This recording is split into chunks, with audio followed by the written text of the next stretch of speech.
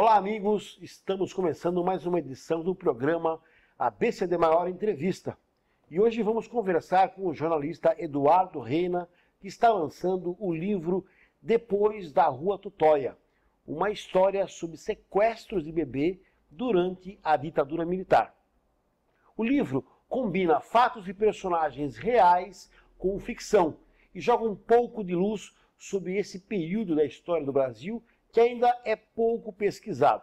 Só para lembrar, para quem não sabe, a Rua Tutóia é a rua onde funcionava o DOI-CODE, o Centro de Repressão e Torturas, durante o regime militar.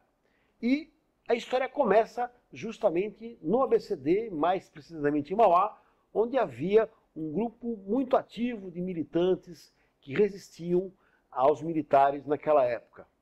Eduardo, obrigado por ter vindo aqui.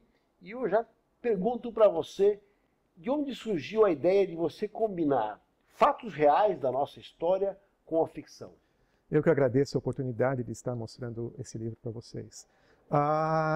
Essa ideia surgiu a partir do momento que eu fazia uma pesquisa sobre o Betinho, o Herbert de Souza, sobre a atuação dele no Jardim Zaire, em Mauá. Ele tinha um núcleo muito forte lá, existia um núcleo muito forte lá no Jardim Zaire. O Betinho, por exemplo, ele trabalhou numa fábrica de porcelana lá em Mauá, com o nome trocado, tudo, e houve uma quebra desse trabalho exatamente pela repressão.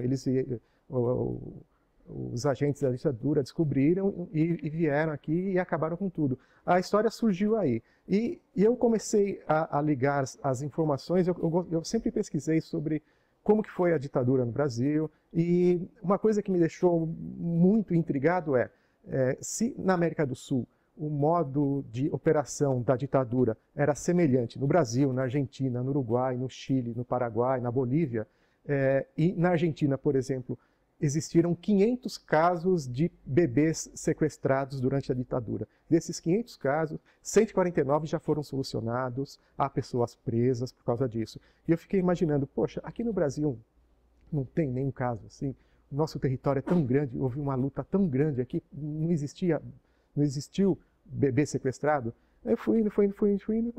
Consegui descobrir algum caso de bebê sequestrado, no caso assim, seriam presas políticas que davam à luz na cadeia, né?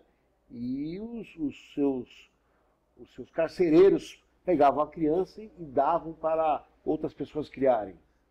Existe um caso oficial no Brasil, que é de uma empresária que hoje mora no Rio de Janeiro, e ela tem origem dos guerrilheiros que atuavam na região do Araguaia. Sim, PCdoB. Possivelmente, sim, possivelmente. Sim. Esse caso dessa mulher, ela foi para Belém do Pará, foi adotada por um casal de pessoas que ajudavam numa creche, ela foi levada por militares para essa creche, deixada lá e depois adotada por esse casal. E ela só veio descobrir isso mais recentemente, a questão de 10 anos.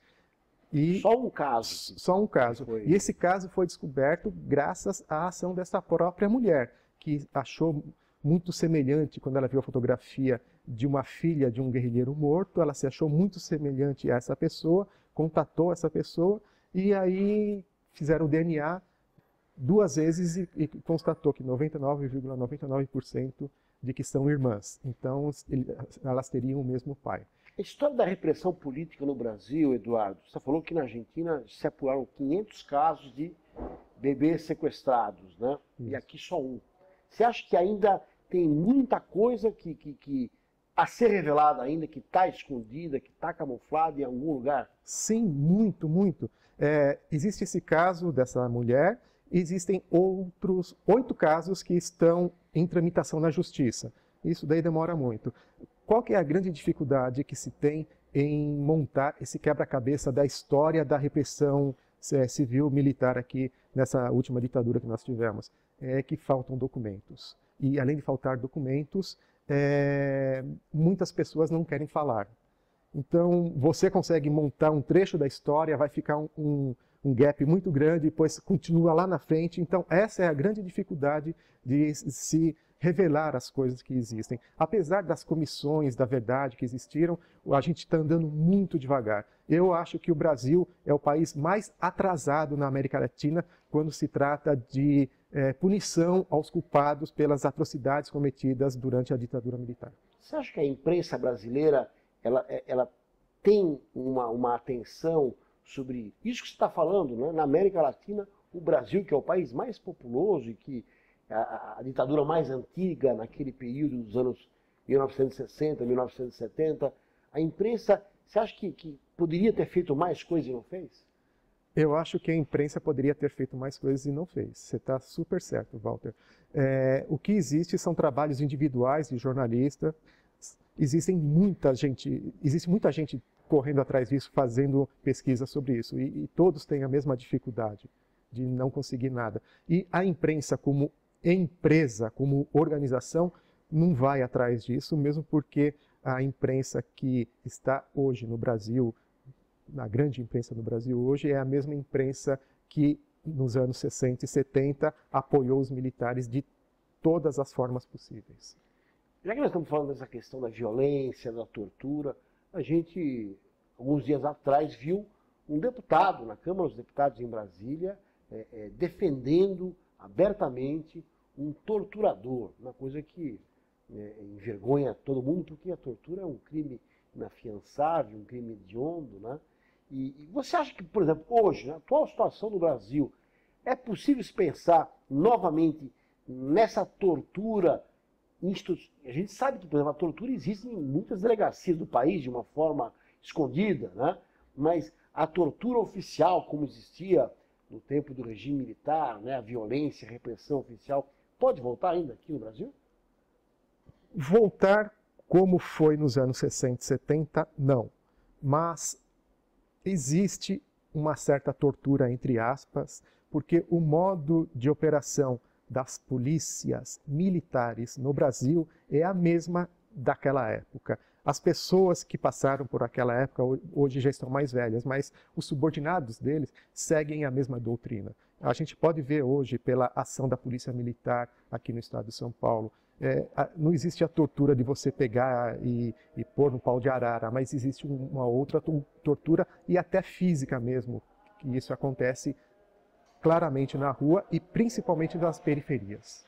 Eu acho importante, Eduardo, que você trate desse tema, até porque, né, na verdade, a hora que você escreve um romance, uma ficção sobre esse tema, na verdade, a questão da repressão política, ela acaba sendo introjetada na nossa própria cultura, né?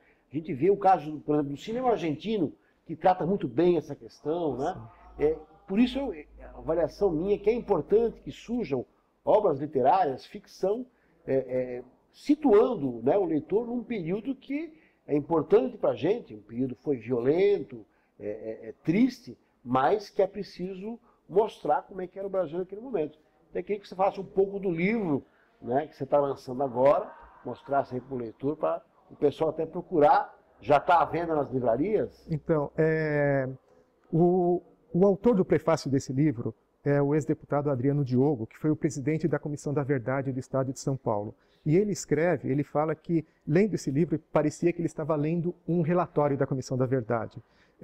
Eu fiz a opção por escrever um romance. Eu queria muito escrever um livro-reportagem. Não foi possível exatamente porque faltam essas peças. Então eu não posso ousar e escrever uma coisa que vai deixar brechas e não vai ser verdade, né? Eu acho que a gente tem que tomar muito cuidado com essas coisas.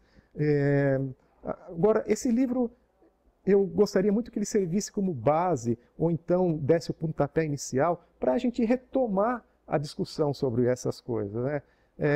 Há 4 anos atrás, existiram grupos aqui no estado de São Paulo e no Brasil todo que começaram a fazer esculachos, que eles chamavam, né, na porta das casas das pessoas que foram torturadores, repressores. E eu acho que a gente tem que punir, e punir não só do lado dos militares, como também houve algum excesso do lado esquerdo, da esquerda. Então vamos colocar todo mundo perante a justiça e vamos aplicar a lei conforme ela deve ser aplicada. Só que isso no Brasil não existe hoje, né?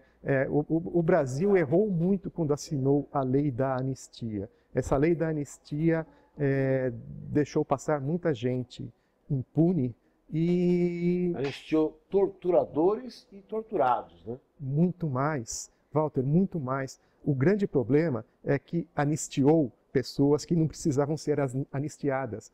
Olha, ex-ministros de governo militar que passavam o chapéu entre os empresários para financiar os órgãos de repressão estão aí até hoje dando as cartas. Empresários que cresceram estão até hoje ganhando dinheiro aí. Essas pessoas precisavam ser punidas também, sabe? Em outros países da América Latina, muitos empresários estão presos, exatamente porque, como você disse anteriormente, a tortura, isso que aconteceu na ditadura, é um crime de lesa humanidade. Então ele não prescreve nunca, mas a lei da anistia faz isso. Você citou há pouco a questão de um deputado que na Assembleia, na Câmara Federal, exaltou um grande torturador, que foi o homem que comandou o doicode aqui em São Paulo. Na Rua Tutóia, né? Na Rua Tutóia, o brilhante Ustra.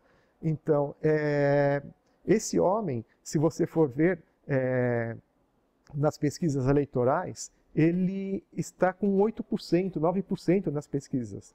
E for decupar essa pesquisa, você vai ver que quem o apoia é a classe média alta, é a classe alta, com maior escolaridade. Então, é muito incrível isso, muito né? idiosincrático, né? As pessoas que têm acesso a mais informação são justamente aquelas Exatamente. que aceitam ações criminosas. Mas é uma onda. Sim. Eu acredito que seja uma onda. Acho que passa isso. Passa, não dura muito, não. A praia está bem pertinho para essa onda Tá certo. desaguar. Eduardo, obrigado por ter vindo aqui conversar com a gente e até que você mostrasse o livro para o pessoal. Esse livro é lançado por uma pequena editora independente no interior de São Paulo. Ele não está à venda nas livrarias, porque custa muito caro você colocar um livro no Brasil aqui na livraria, mas ele pode ser obtido através do site da editora, que é www.11editora11numeral.com.br. Obrigado. Muito bem. Eduardo, obrigado mais uma vez por ter vindo aqui. E a vocês convidamos para assistir a próxima edição do nosso programa ABCD Maior Entrevista.